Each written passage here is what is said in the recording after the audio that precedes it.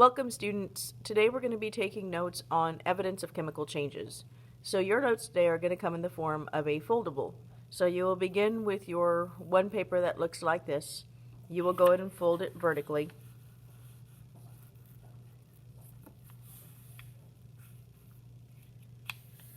Or hot dog style, as some of you guys like to call it.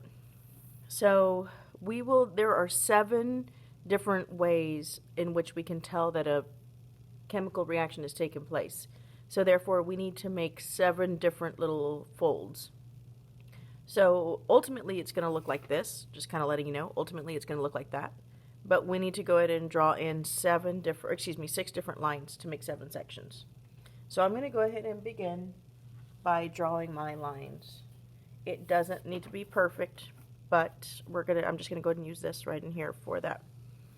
So 1, 2, 3, 4, 5, 6. So 6 lines created 7 spaces for me. So I'm going to go ahead and label this evidence of chemical changes. I need you to do that too, please.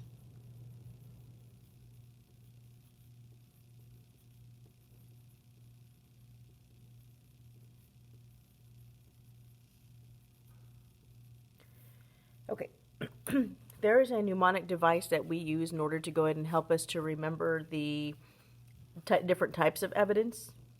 And that mnemonic device is country guys love their cell phones on. Country guys love their cell phones on. So you can do country girls love their cell phones on. Really, you can come up with whatever mnemonic device you need to, but we like to use country guys love their cell phones on. It just helps us to remember. So I'm going to go ahead and fill in the rest of this so that way we can have a better visual. So country guys or girls love their cell phones on. Okay, so that's great. So this is just the first part to help us to remember the order of these evidence of chemical changes. So now we're going to go ahead and open up our booklet, and we're actually going to put the real evidence of chemical changes. How do I really know? Okay, so on the inside, we're going to draw the same 6 lines as we did on the outside. So again, I'm going to go ahead and, actually I'm just going to go across the page because on the other side we're going to draw some pictures anyway. I'm going to go across the page. 1, 2,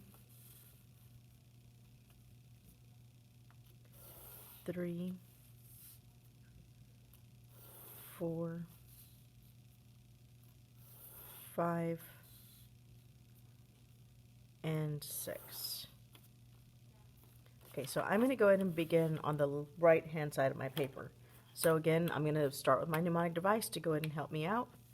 I'm going to start with country guys love their cell phones on. Okay.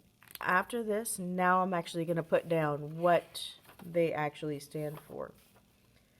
So the first C doesn't really stand for country. It stands for create a new substance. So when a new substance has been created, that's how we know a chemical change has happened.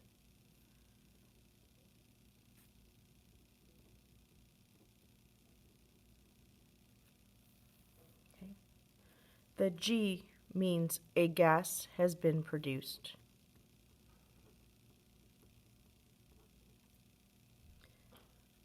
You can kind of think of these like our Explorer activity that we did yesterday or today, whichever class you were in.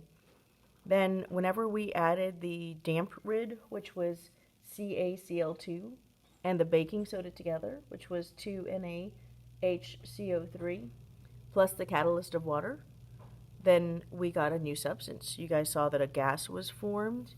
You guys know that some sodium chloride and some calcium carbonate was also formed. So totally new substances were formed as a result of those reactants being combined. Okay, the gas produced, same thing. We know that a gas was produced yesterday. It was carbon dioxide. We saw the baggie blow up. Well, that was the evidence. Another type of evidence that you might see is light being produced. We haven't seen that one yet, but we will. The T here stands for temperature change.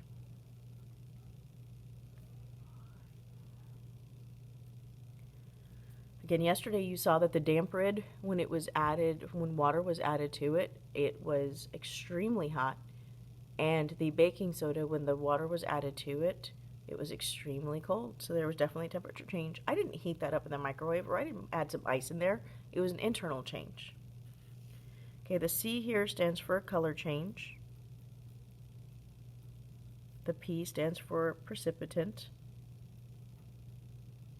And last one stands for an odor produced.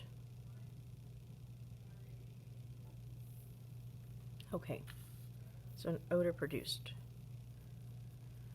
Okay, on the opposite side, we are going to go ahead and draw in some items or some pictures to go ahead and help us to remember this. So for create a new substance, I'm going to go with our equation from yesterday's Explore activity. So we had CaCl2, which was damp rid, plus 2NaHCO3, which was baking soda,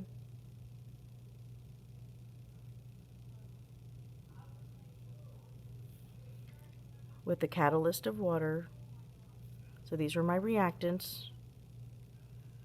Then the product, what was a new substance, was going to be the carbon dioxide gas. We saw that baggie blow up. And by blow up, I just mean expand. We saw that now we had calcium carbonate and 2 molecules of NaCl. All right.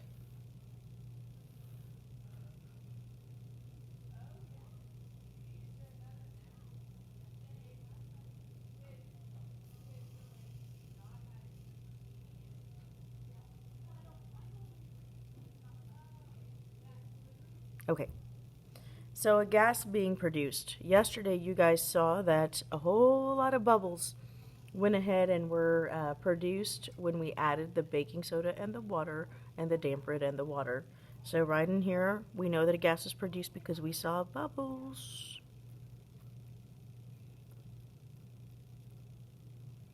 So I'm going to put bubbles produced equals gas. You want to draw some bubbles, you can. It's up to you. All right. Next one, light produced. I'm going to attempt to draw a little light bulb. Gosh, it looks more like a balloon, but it's a light bulb, I promise you. In fact, I'll label it light bulb just in case.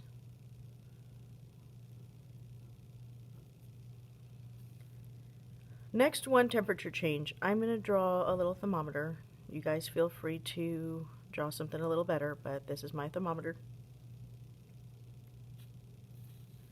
Next one is color change. So for a color change, I'm going to go ahead and use a couple of colored pencils. And so I'm going to indicate that a new substance has been formed, and that I'm going to draw that we have added one reactant that's blue, plus another reactant that is red, and that is going to yield a whole different color. We will call that green. So not because I added some food coloring or anything, just because there was an internal change. Just like that temperature change. That was a natural internal temperature change, not because I put it in the microwave, not because I added some ice, just because there was a natural temperature change. You saw this yesterday again with that damp rid and the baking soda. Okay, precipitant is the next evidence of chemical reaction. So a precipitant is going to be when you add two liquids